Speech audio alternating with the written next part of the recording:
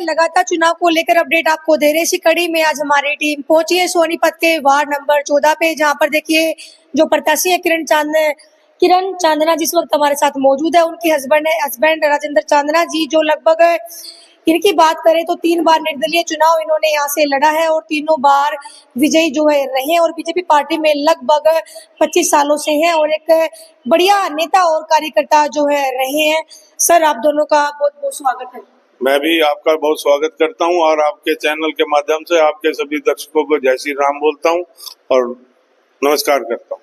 Sir, क्या राजनीतिक सफर आपका रहा है? कब से पार्टी में है? कौन कौन से लड़े निर्दलीय, क्या कहेंगे?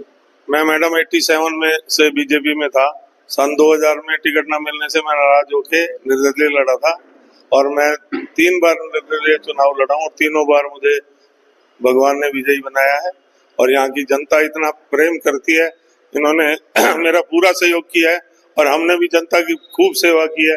जब तक हम पार्षद रहे दिन रात जनता के साथ खड़े रहे, लोग इसीलिए प्यार करते हैं। राजेंद्र जी, किस्सा भी काफी प्रचलित है कि जो पहला निर्दलीय चुनाव आपने लड़ा, जितनी वोट अगली बार उससे ज्यादा आई, फिर अगली बार उससे ज्यादा आई, इसमें कितनी सच्चाई है? मैडम, ये बिल्कुल सच बात है और इसमें लोगों का प्यार है।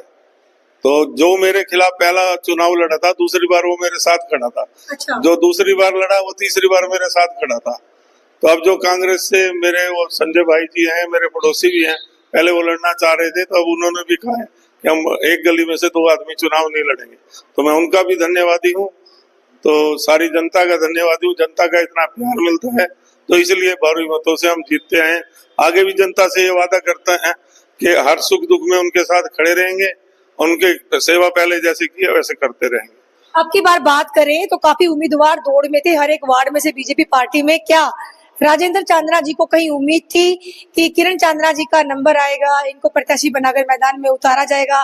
कितनी श्योरिटी थी मन में? मुझे मन में विश्वास था, हाईकमान पे पूरा भरोसा था। हाईकमान का भी मैं धन्यवाद करता हूँ कि उन्होंने हमें मौका दिया है पार्टी से लड़ने का और मैं हाईकमान को विश्वास दिलाता हूँ कि ये सीट जीत के हाईकमान की झोली में डालेंगे। कितना एरिया जो है आपके वार्ड में आता है? मेरे वार्ड में कुल टोटल 10 बूथ हैं। नंदवानी नगर, न्यू नंदवानी नगर, चारमरला, आनंद नगर, ब्रह्म कॉलोनी, न्यू ब्रह्म कॉलोनी, नीलम माता कॉलोनी, उसके बाद तारा नगर, न्यू तारा नगर और भगतपुरा। आप पूर्व में निर्दलीय पार्षद भी रहे हैं, तो कितनी समस्याएं नजर आती है, कितना समाधान हो चुका है, क्या अभी करना चाहते हैं?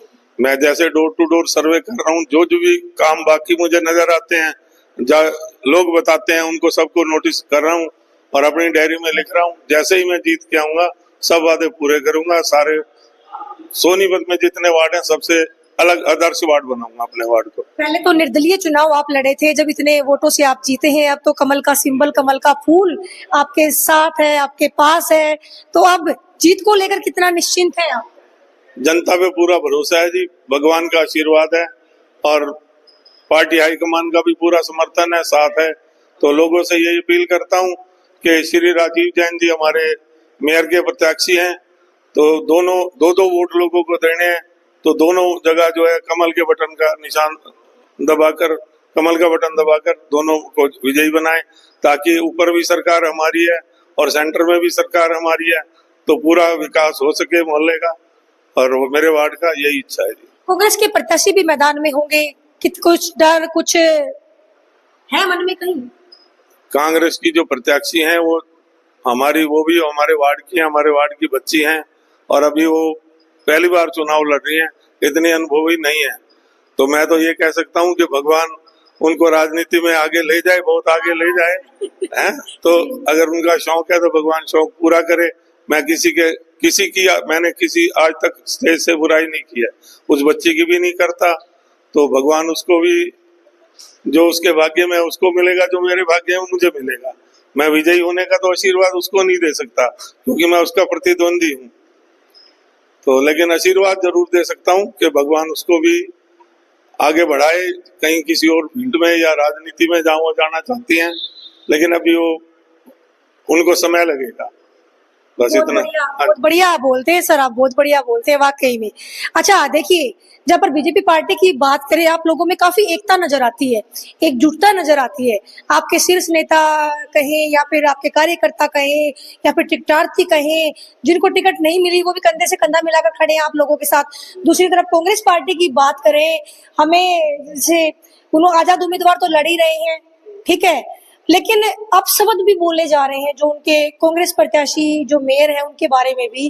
किस तरीके से आप देखते हैं? एक कांग्रेस जब भी हारती है जी, कांग्रेस को कांग्रेस ही हराते हैं। कांग्रेस आपस में उनसे लड़ने में फुर्सत नहीं है। वो हमारे साथ क्या लड़ेंगे?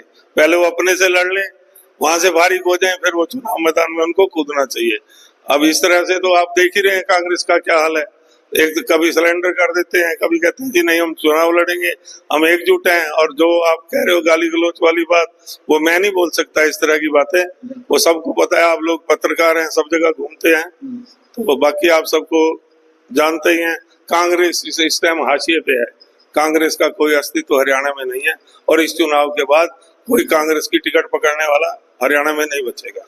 अगर बीजेपी के मेयर प्रत्याशी राजीव जैन की बात करें, अभी जैसे टिकटें थोड़ी लेट हुई हैं तो लोग इंतजार कर रहे थे, टिकटें भी कटवा रहे थे उनकी खुद ही बोल बोल बोल के, लेकिन बीजेपी पार्टी ने दोबारा से उनको मेयर प्रत्याशी बना के जैसे ही मैदान में उतारा, कांग्रेस के मेयर प्रत्याशी ने चुनाव लड़ने से इनकार कर दिया। क्या इतना डर है कांग्रेस के मन में? किस नजर से इसको देखते हैं? मैं कहता हूं जी, उनके पास 22 वार्डों से प्रत्याशी उतारने मुश्किल हो गए थे। जो भी मिला, जिसको पार्टी कार्यकर्ता ने टिकट नहीं पकड़ी तो दूसरे को पकड़ा दी, जैसा मेरे वार्ड में हुआ है। वो बीजेपी से पार्टी से टिकट मांग रहे थे, लेकिन उनको पता था कि बीजेपी से उनको टिकट नहीं मिलेगी, तो उन्होंने भाग के कांग्रेस की टिकट पकड़ ली। बाकी कांग्रेस का कोई अस्तित्व हरियाणा में अब नहीं नजर आ रहा, और आगे भी भविष्य अंधकार में है, उनका भगवान ही मालिक है। निर्दलीय रहकर भी काफी काम आपने करवाए होंगे। मान लीजिए जैसे कमल का फूल के सिंबल तो आपको मिल चुका है, लेकिन जनता अगर आपको जिता दे, आपको पार्षद बना दे, फिर से सिर आपको फिर बिठाए, तो ऐसा क्या मन में है कि अपनी वार्ड के लिए मैं सबसे पहले कुछ महीनों के अंदर सबसे पहले ये काम करूंगा? जो भी वार्ड की समस्या, मैंने आपको बताया कि अपने वार्ड को सोनीपत शहर में आदर्श वार्ड बनाऊंगा, ये मेरे मन में तमन्ना है। तो पार्टी का पूरा सहयोग, पूरा साथ मुझे मिल रहा है, पूरे हाईकमान का आगे भी मिलता रहेगा।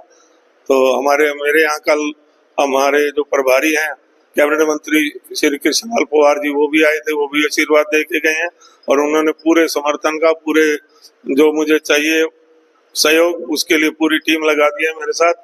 तो मैं शीर्ष नेतृत्व का भी बहुत धन्यवाद करता हूँ, और अपने पूरे जोर शोर से इलेक्शन लड़ेंगे, और भगवान ने चाहा तो विजयी बनेंगे। सोनीपत वार्ड 14 की जनता आपको देख रही है, क्या मैसेज आप उनको देना चाहेंगे? वोट की अपील कैसे करेंगे उनसे? वोट की अपील है जी, मेरा स्लोगन है, काम किया है काम करेंगे, जन जन का सम्मान करेंगे। क्या बात है। लोगों के सम्मान में, लोगों के सुख दुख में हम खड़े रहते हैं, आगे भी खड़े रहेंगे, उनका सम्मान भी करेंगे, और जो भी उनका काम होगा उसी को करेंगे। बहुत बहुत धन्यवाद मैम, आपका स्वागत है। हाँ जी, जनता का धन्यवाद कैसे करेंगे? धन्यवाद। हम सबकी सेवा में हमेशा खड़े रहते हैं, उनका धन्यवाद करते हैं। जो आते हैं उनकी सेवा भी हम अपने मन से, ये मेरे साथ कंधे से कंधा मिला के चले हैं, तो आगे भी मेरे को, अब मेरी बारी है इनका सहयोग करने की, तो मैं इनका सहयोग करूंगा। क्या बात है, बहुत बहुत धन्यवाद। तो ये सुन रहे थे आप किरण चांदना जी को, राजेंद्र चांदना जी को, जिनको बीजेपी पार्टी ने वार्ड 14 से प्रत्याशी बनाकर मैदान में उतारा है। अब देखना ये है कि क्या जनता भी इनको सिर आंखों पर बिठाती है और पार्षद किरण जी को बनाती है, किरण राजेंद्र चांदना जी को बनाती है। लगातार चुनाव को लेकर अपडेट आपको देते रहेंगे, लेकिन इस बार का चुनाव होने वाला है बड़ा अनोखा, जहां पर एक तरफ कांग्रेस पार्टी का सुपड़ा साफ होता हुआ नजर आ रहा है। उनके जो आपस में जो गुटबाजी चली हुई है, कहीं भी टिकते हुए नजर नहीं आ रहे। वहीं बीजेपी पार्टी के सभी नेता, तमाम कार्यकर्ता कंधे से कंधा मिलाकर खड़े रहते हैं, और शायद यही वजह है कि बीजेपी पार्टी लगातार लोगों के दिलों में अपनी जगह बनाती जा रही है। तो लगातार अपडेट आपको देते रहेंगे, लगातार बने रहे। जय हिंद, जय हरियाणा,